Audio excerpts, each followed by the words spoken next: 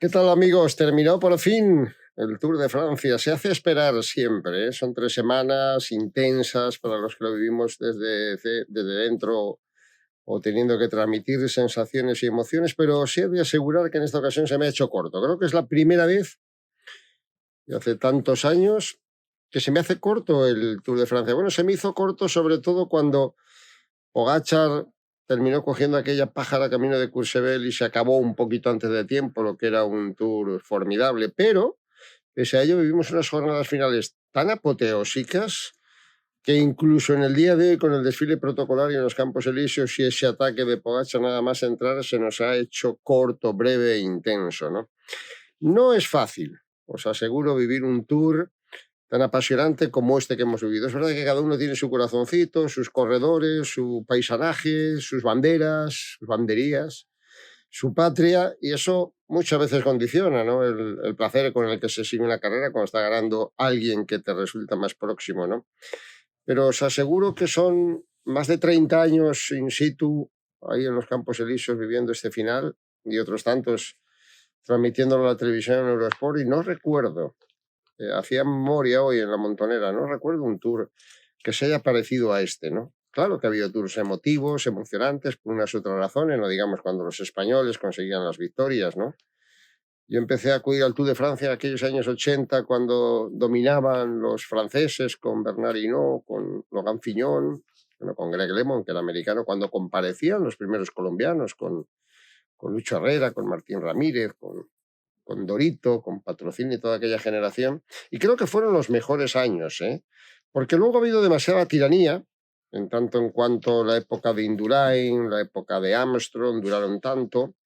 Y después a lo mejor existiendo duelos preciosos de Froome con Contador, Contador con Schleck, etcétera, pues la verdad es que no acabó de ser redondo nunca un Tour en las proporciones en las que lo ha sido ahora. Y lo digo también desde el convencimiento de que a mí por lo menos no me vale aquí de que siempre lo tiene uno más fresco, lo reciente y nos parece lo mejor. No, no, no. La gente de mi edad solemos ser nostálgicos, bien al contrario, solemos rememorar tiempos pasados, tiempos que fueron mejores, aquellos tiempos, ¿no? No, no, no. Yo no soy de esa filosofía. Yo creo que los tiempos pasados fueron tiempos anteriores y es verdad que cuando niño, cuando adolescente lo puedes vivir de otra manera, con otra pasión, pero una vez llegada ya digamos, la madurez, si es que alguna vez somos maduros en esta vida, yo no soy de los nostálgicos que piense que aquellos tiempos, ni soy de los más jóvenes que creen siempre o recuerdan mejor lo más reciente, ¿no? Simplemente me parece que ha sido un tour apasionante, un tour completísimo en todos los órdenes. Y pudo haber sido infinitamente mejor, pero bueno, eso es algo que llevan todas las grandes vueltas, ¿no? Pudo haber sido infinitamente mejor si Enric Mas y Richard Carapaz no se hubieran ido a las primeras de cambio. Pudo haber sido infinitamente mejor si Pogačar hubiera llegado en mejores condiciones a la carrera. Pudo haber sido mejor, decía hoy a modo de broma, pero es que es verdad. Si en UAE estuviera Van der Poel para compensar el poderío del Jumbo cuando tiene a Van Aert, ¿no? Con esto no estoy en absoluto, por favor, minimizando para nada la victoria de un corredor asombroso, ¿no? El dominio de Vingegaard le pone ahora mismo por encima de Pogačar independientemente de las circunstancias que hayan ocurrido. Pero lo decíamos al principio, ya tuvo un recorrido súper especial. No se encuentra un precedente, a lo mejor me equivoco y alguien me lo recuerda, no se encuentra un precedente que en la primera semana de carrera tengas 2 etapas como los etapones que hubo en el País Vasco y 2 etapas como las de los Pirineos en Logans, cuando Vingegaard le mete el día del Magui Blanc, el minuto 4, y al día siguiente con el Tourmalet en Cotterez cuando recorta 24 segundos Pogačar. Llevábamos 5 días de carrera y aquello estaba inyectado en sangre ya, ¿no? En pelea. Eso no lo recuerdo yo en ningún tour. Y luego toda la batalla con los Pirineos, primero con los Alpes entre los dos favoritos, y por si fuera poco, etapas a un ritmo vertiginoso, carreras todos los días que llegaban las fugas con 2 carreras entre los que ganaban la etapa, los que peleaban por la clasificación general. Y digo que faltaron detalles. Fijaos, por ejemplo, en nuestro caso, el de los españoles, si hubiéramos tenido a Enric Mas y a Mikel Landa en el nivel que teóricamente tenían que estar. Fijaos en el caso de los latinoamericanos, si Bernal hubiera vuelto otra vez un poco exigiendo tanto por sus fueros, siempre que hablo de Bernal, Lola se pone de aquella manera. Si Richard Carapaz no se hubiera caído el primer día, si Dani Martínez hubiera sido el corredor brillante de tantas carreras, y no sé, haría la relación más extensa con muchos más corredores, y todo eso nos falló. Es decir, miro de hecho la clasificación general. Recordad cómo quedó la clasificación general para que no se me pase. Vingegaard primero, Pogačar a 7 minutos, Adam Yates a 10, Simon Yates a 12, Carlos Rodríguez a 13, a 13 también Pello, a 14 Hindley, a 16 Gall, a 23 Godí, a 26 Martin, luego Pinot, Kuss, Pidcock y compañía, ¿no? Si me preguntan antes de comenzar el Tour de Francia, ¿quiénes van a ser los 10 primeros en una especie de juego? Yo creo que no hubiera acertado más de 5. Posiblemente a muchos de vosotros se hubiera parecido lo mismo. Quiere decir esto que nos ha ofrecido unas alternativas que podrían llevar a la reflexión. Bueno, entonces el Tour no ha sido tan bueno, ¿no? Porque si muchos de los actores principales, por unas otras razones, unos porque no estaban, Roglic y Evenepoel, otros porque no han llegado bien, otros porque se han caído el primer día, pues lo normal es que el Tour hubiera arrojado un balance negativo, ¿no? Pues no. No han sido solo Pogačar y Vingegaard, que por supuesto han sido los actores principales, han sido una serie de circunstancias, todas ellas conjuntas, que han hecho un cóctel explosivo de atención e interés. Y no es que lo esté comentando yo, vosotros me lo decís en los comentarios de forma permanente, y no importa de qué latitud, en España, en cualquier lugar de Latinoamérica. En todos los sitios llegan reflexiones sobre que este tour ha sido verdaderamente apasionante. Yo no tengo ni la menor duda, y mira que odio todo tipo de comparaciones, porque hay que comparar, ha sido fantástico, ha sido histórico y punto, ¿no? Pero bueno, es ese punto que nos queda además añadido al hecho que también es histórico, de que es la primera vez en la que 2 corredores están 3 años consecutivos peleando por la victoria, quedando primero y segundo. En el Tour, porque ha habido corredores que han marcado una historia y unas veces por una caída, otras veces por... Es raro encontrar un duelo que teóricamente se va a repetir el año próximo. Solo que el año próximo a lo mejor tenemos el concurso de Evenepoel, solo que el año próximo a lo mejor tenemos pues mejores rendimientos de aquellos que no han estado bien, solo que a lo mejor aparece alguna nueva estrella, ya lo veremos, con un Ayuso, con... Bueno, en resumidas cuentas, estoy hablando de que no solo es lo que hemos vivido, a mi modo de ver lo más importante es la perspectiva que nos queda.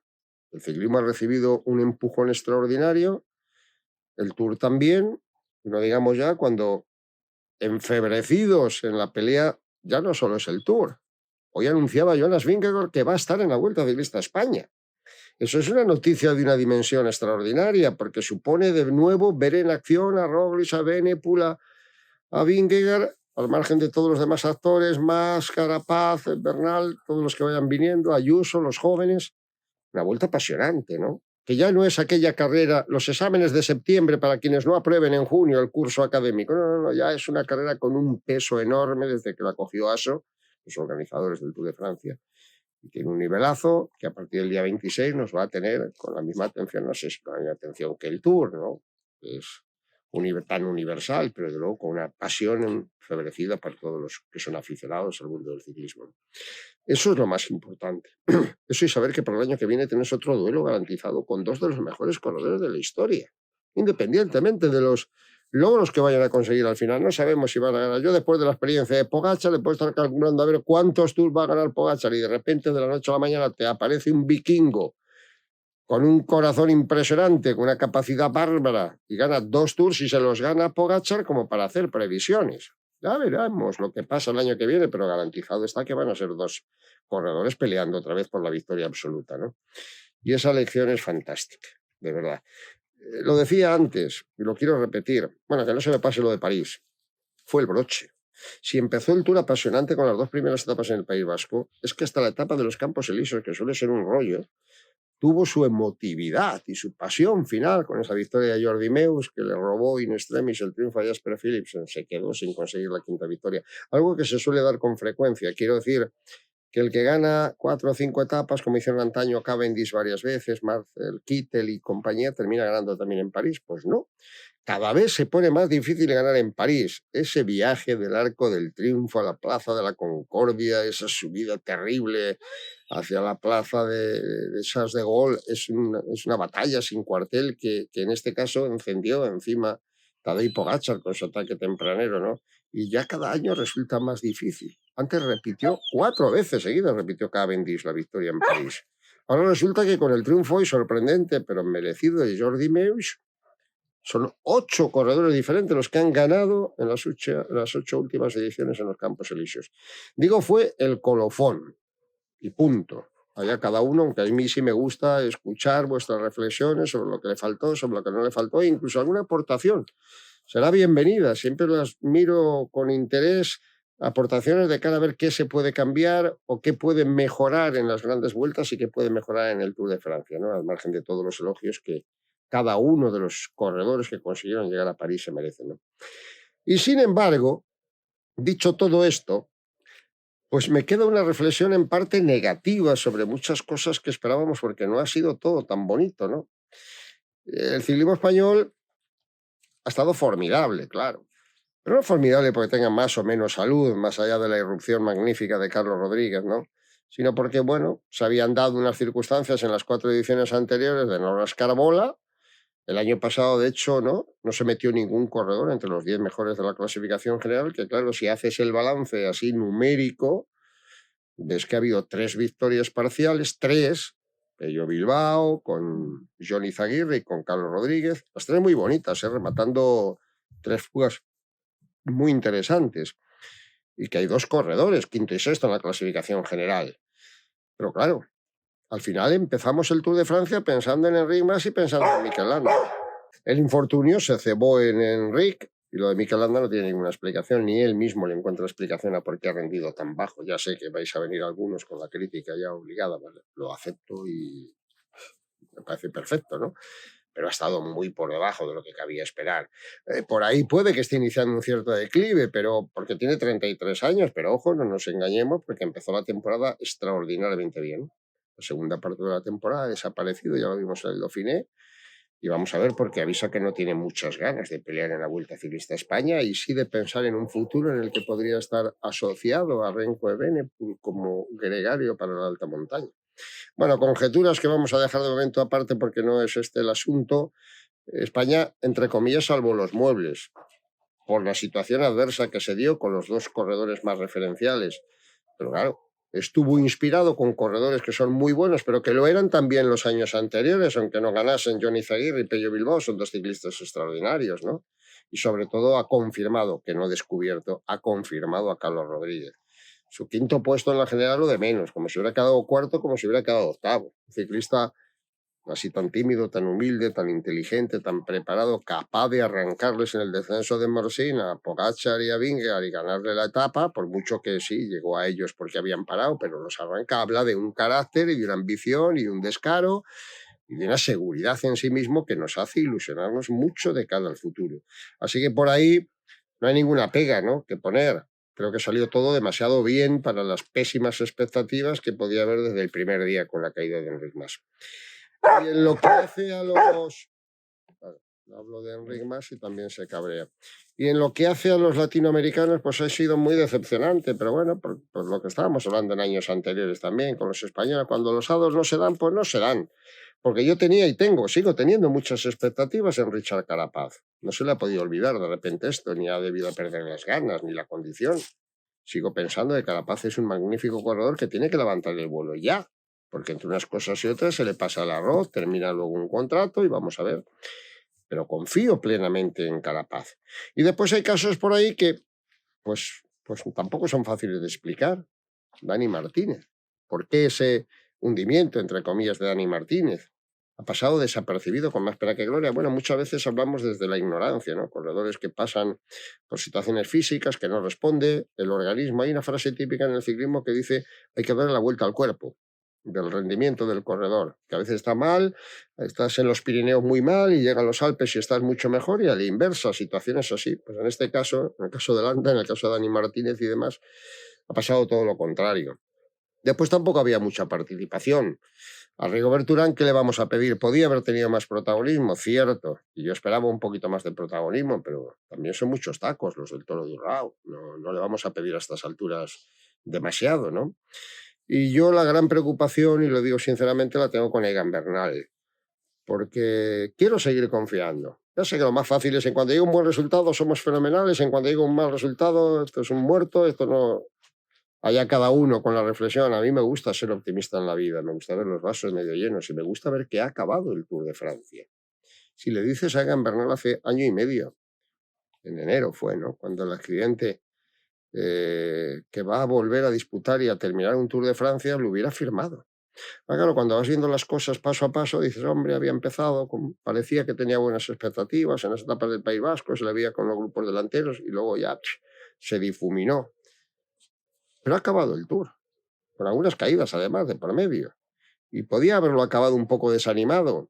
Yo creo que ese va a ser un factor importante, más allá del físico, que también, claro, que esté recuperado, que consiga recuperar todo su rendimiento. Pero creo que el tema anímico es muy importante y no lo he visto feliz ni sonriente en las últimas etapas. Posiblemente porque para él ha sido decepcionante el Tour, porque esperaría estar mejor, no tengo ni la menor duda. Pero el Tour es muy difícil. El Tour cuando se tuerce cuesta muchísimo enmendarlo. Y la cabeza también juega. Y si el físico no está pletórico, pues es normal. ¿Eso significa que podemos decir de manera rotunda Egan no va a volver a ser el que fue? Pues hombre, es muy difícil que vuelva a ser el que fue. Simplemente queremos que sea competitivo. Y a mí un corredor que termina el Tour de Francia en esa situación ya me parece que está a un nivel competitivo. Creo que ahora tiene que influir mucho el carácter anímico y mental para sobreponerse, porque es joven. Si está físicamente bien, aunque no esté súper, nunca estará como estaba, imagino, presiento, por lo menos alcanza un rendimiento muy notable. Claro, por ahí también ha podido venir una decepción. Así que a mí en estos casos me gusta echar mano de la experiencia, ¿no? Y de ver cuántas y cuántas ediciones de las grandes carreras resultan decepcionantes y un ciclista del que esperabas no hace nada, incluso 2 años seguidos. Dices, bueno, pues ya se acabó, pero no es verdad. Así que vamos a darle el tiempo necesario y la confianza, ojalá esté en la Vuelta Ciclista a España, para ver si puede mejorar su prestación. Y bueno, pues no hay mucho más que decir. Sí, recordad que tenemos el Tour femenino, ¿eh? El Tour femenino ha comenzado hoy. Laura Álvarez nos está sirviendo cada día las entregas y lo va a seguir haciendo durante toda la semana de esta carrera femenina. Os dejo, por lo tanto, con la reflexión de Laura Álvarez y la entrega a Laura de esa primera etapa que ya ha respondido a las expectativas. Hola Javier, ¿qué tal estáis? Saludos a todos. Comenzó por fin el Tour de Francia femenino Avec Swift en esta primera jornada alrededor de Clermont-Ferrand, localidad que ha acogido tanto salida como meta, como digo, de este primer día, con victoria para una potentísima Lotte Kopecky, que ha perfeccionado los planes de SD Works, que hoy ya decían que tenían varias cartas, y hoy ha sido la belga la que ha conseguido el triunfo y se ha hecho con ese primer maillot amarillo de líder, también de la montaña, de los puntos, ha conseguido una buena cosecha en esta primera etapa la ciclista belga del SD Works. Pero es cierto que la carrera comenzaba con la malísima noticia del abandono de Mireia Benito, la ciclista de la G Insurance. Ha sido una jornada un poco atípica porque no hubo demasiada batalla por las fugas, el pelotón estaba demasiado tenso, había muchas ciclistas vigilando la posición, sobre todo para las corredoras de la clasificación general, y en un momento en el que el conjunto belga, el de Ashley Moolman-Pasio, estaba por la parte derecha de la carretera, una carretera no demasiado ancha, pero que no parecía estar en mal estado. Intuimos por las imágenes, que no son demasiado esclarecedoras, pero es lo único que tenemos sobre esa caída, que alguien le hizo el afilador desde atrás a Mireia y eso pues la hizo totalmente perder el control de la bicicleta. Hay esa posibilidad, o que algo ocurriese con su rueda delantera y se fuese al suelo, a la cuneta. Primero no la veíamos responder, nos daba bastante impresión esas imágenes porque no se estaba moviendo, no se levantó rápido, y luego ya vimos que estaba siendo atendida por los médicos, le ponían el collarín, abandonaba la carrera, con lo cual nos quedamos solo con 4 ciclistas españolas en este Tour de Francia. Abandona una de las grandes gregarias de Ashley Moolman-Pasio, hemos sabido ya que ya está bien, ha comunicado a través de sus redes sociales que todo se ha quedado en un susto, no hay nada roto, y por tanto viajará a casa a recuperarse porque su próxima cita será el Campeonato del Mundo a principios de agosto. De todas maneras, es una baja importante para la G Insurance, también para nosotros como espectadores españoles, pero todavía no tenemos a 4 corredoras muy importantes en el pelotón. Como decía, la etapa fue relativamente tranquila si hablamos de ataques, porque no ha habido demasiados, solo ha habido 2 fugas que parecía que podían llegar lejos, como la de Tiffany Lawrence, la ciclista del Life Plus Wahoo, que fue absorbida a pocos kilómetros, tampoco tuvo demasiado trayecto, y la de Marta Latz, está ya un poco más adentrada en la etapa, en los últimos 50 kilómetros, del Cerati WNT, aunque la polaca tampoco tuvo la suerte de conseguir una gran renta o un gran hueco, porque el pelotón estaba muy controlado por parte de los equipos que hoy querían disputar esta primera victoria de etapa, con lo cual no era oportunidad para las escapadas, para las fugas, y estas ciclistas que tienen que buscar este tipo de oportunidades tendrán que esperar a los próximos días. Sabíamos que Côte de Durtol iba a ser un punto conflictivo de la etapa, iba a ser el punto más importante de todo el rutómetro. Estaba a falta de 9 kilómetros cuando se coronaba esta ascensión y era 1,7 km al 7,3% de pendiente media, con lo cual sabíamos que era una posibilidad que si se subía despacio las corredoras velocistas pudiesen atravesarla, pero si no era así, podía haber otro tipo de ciclistas más punchers, como por ejemplo Cecilie Uttrup-Ludwig, incluso podría haber sido Marianne Vos, pero dice que no tenía las mejores piernas en el día de hoy. Y aún así, vimos cómo Marlene Reusser e incluso Demi Vollering ponían una velocidad bastante alta de aproximación a la cota e incluso en las primeras rampas se mantenían en cabeza de pelotón para intentar mantener esa velocidad exigente. Veíamos sufrir a Lorena Vives y a Charlotte Kohl por detrás, iban las dos juntas vigilándose constantemente, pero en los últimos metros de la subida ya cedían, no aguantaban ese ritmo y yo creo que en ese momento Lorena Vives advirtió por el pinganillo a sus compañeras y fue el ataque de Lotte Kopecky por la izquierda de la carretera, como a ella le gusta, un ataque potente, largo y con muchos vatios para hacerse con un pequeño hueco de aproximadamente 20-25 segundos en cuanto terminó la cota y así poner rumbo a Clermont-Ferrand, esos 9 kilómetros hasta la línea de meta en solitario, sin acompañantes, con lo cual ha sido una victoria impresionante por parte de la del SD Worx. Es cierto que en las entrevistas previas ya nos decían que podrían jugar varias cartas, que tenían varias posibilidades, no nos cabe duda con la nómina de corredoras que han traído a este Tour, pero sí que nos hacía falta ver en qué momento se iba a decidir esa táctica por parte del conjunto de Países Bajos. De todas maneras, el ataque fue muy a lo Lotte Kopecky, es decir, en su estilo, su personalidad. Así ganó ya clásicas este año como Omloop het Nieuwsblad, incluso Tour de Flandes por segunda vez consecutiva, y creo que es su estilo y su manera de hacer estas grandes exhibiciones. Consiguió esos 20 segundos en la cima de la cota y desde ahí ya su renta aumentó hasta casi los 50 segundos en la línea de meta. Por detrás venía un grupo bastante generoso de ciclistas, todas las de la general, por ejemplo, Evita Music, Marta Cavalli, Cecilie Uttrup-Ludwig por parte de France Deye, Elise Chauvin, Nievia Doma por parte de Canyon SRAM Racing, Liane Lippert, Annemiek, Mavi, Anne Santesteban, todas las ciclistas de la general, excepto Juliette Lago. Ha sido la mayor damnificada del día de hoy, no ha estado con las mejores y pierde aproximadamente 1 minuto 36, creo que es en la clasificación general que ahora mismo mantenemos, la corredora francesa de DSM. Mal día para ella, con lo cual vamos a ver si consigue recuperar esos segundos, aproximadamente unos 40, un poquito más, con las principales de la general. Ese 1.36 es con Lotte Kopecky, que aventaja en aproximadamente 50 segundos, 51, a su compañera Lorena Vives, la cual ha ganado el sprint porque luego ha llegado desde atrás a ese grupo de favoritas, con lo cual doblete para SD Worx. Tercera ha sido Charlotte Kohl. Marianne Vos también se ha metido en el sprint del grupo, pero no ha podido con estas dos grandes velocistas. Aún así, muy buena carrera también de Marianne. Ha dicho que no se ha encontrado del todo bien, aunque sabía que hoy era una oportunidad muy importante para ella. Por lo general ha sido una etapa, vamos a decirlo, un poquito aburrida en la mayoría de su transcurso porque no hemos tenido pelea por las fugas, no se han permitido los pocos ataques que se han producido, no han tenido demasiado éxito y ha estado todo muy controlado por parte de las velocistas y bueno, yo creo que eso ha bloqueado un poquito y mermado las opciones de otras corredoras que buscan un poco de protagonismo a lo largo de las etapas. La parte buena es que hemos tenido una gran ganadora, un gran nombre como primer maillot amarillo, que seguramente la veamos de amarillo durante varios días, quizás incluso hasta el Tourmalet, porque esa referencia de aproximadamente 1 minuto, salvo sorpresa o que un día se encuentre verdaderamente mal, yo creo que lo puede salvar bastante bien.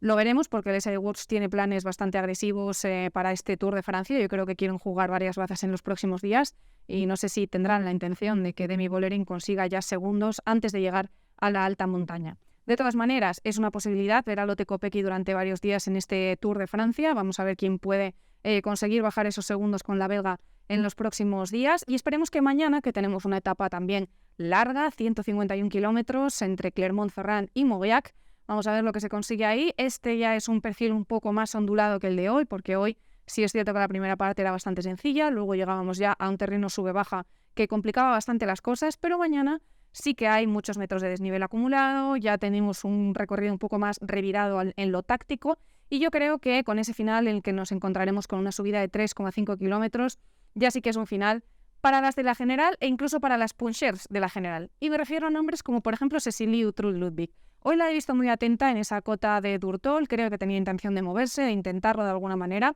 Obviamente el ataque de Lotte Kopecky no ha permitido juego para nadie, pero vamos a ver mañana si es la de Fran Sereye una de las candidatas a la victoria y si no, repito, que creo que va a ser un final para las de la clasificación general.